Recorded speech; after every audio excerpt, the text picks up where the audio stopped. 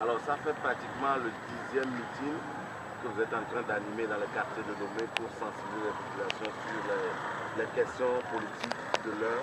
Alors ramassez-nous le bilan de tout ce que vous avez fait jusqu'à maintenant. Bon, le bilan, on peut le présenter sous deux aspects. Le premier aspect, c'est l'explication, c'est de relancer la mobilisation au cœur de la population togolaise, au cœur de la jeunesse togolaise. C'est de ramener ces jeunes togolais aujourd'hui à espérer de nouveau. Donc, au cours des 10 meetings que nous avions eus, le constat est clair aujourd'hui que c'est un pari gagné et que la mobilisation, elle est là, elle est présente, elle est patente, vous pouvez la remarquer vous-même au cours de ce meeting aujourd'hui. Et je ne peux que vous demander, est-ce que ce que nous avançons, est-ce que c'est un faux problème, puisque vous nous avez suivis durant ces 10 meetings-là, et vous avez vu et constaté vous-même qu'on a réussi un pari, c'est de relancer la mobilisation dans les différents quartiers de l'île.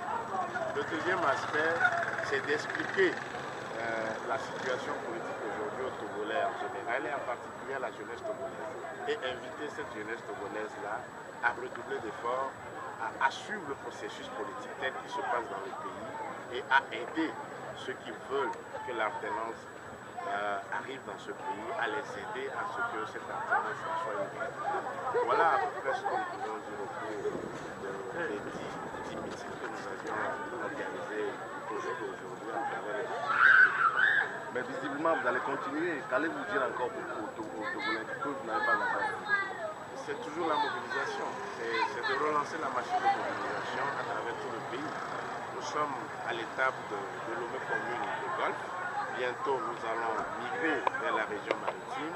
Après la région maritime, la région des plateaux, ainsi de suite jusqu'à couvrir tout le pays et arriver jusqu'à Saint-Cassé. C'est un programme qui est inscrit dans la durée. C'est parti jusqu'aux élections de 2015, la présidentielle de 2015 bien sûr. Donc voilà, ce programme s'étale sur plusieurs mois.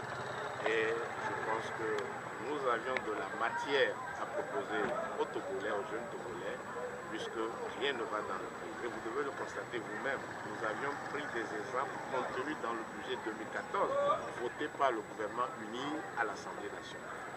Et le constat est très clair. Ce gouvernement ne peut rien apporter de nouveau au peuple togolais.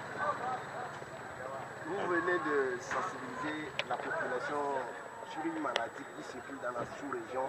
Pourquoi cette information? Oui, vous savez, comme tout parti politique qui se respecte, ce n'est pas uniquement l'action politique, puisque ceux que nous appelons à voter pour nous, c'est des êtres humains. Et on a constaté, et nous avions remarqué aussi que le gouvernement a fait sortir un communiqué concernant la fièvre Ebola. Et nous apprenons ainsi par-là, de par-ci par-là, sur les médias, que en Afrique, il y a cette maladie qui a fait urgence et que nous devons faire très attention. Donc nous avions expliqué à la population aujourd'hui, c'est quoi la maladie de la fièvre Ebola et qu'est-ce qu'il faut faire pour se prévenir contre cette maladie. Voilà, nous avions mis l'accent sur cette maladie parce qu'elle ne pardonne pas. Donc il faudrait se lever tôt, prendre les précautions pour ne pas être victime de cette maladie. Je vous remercie.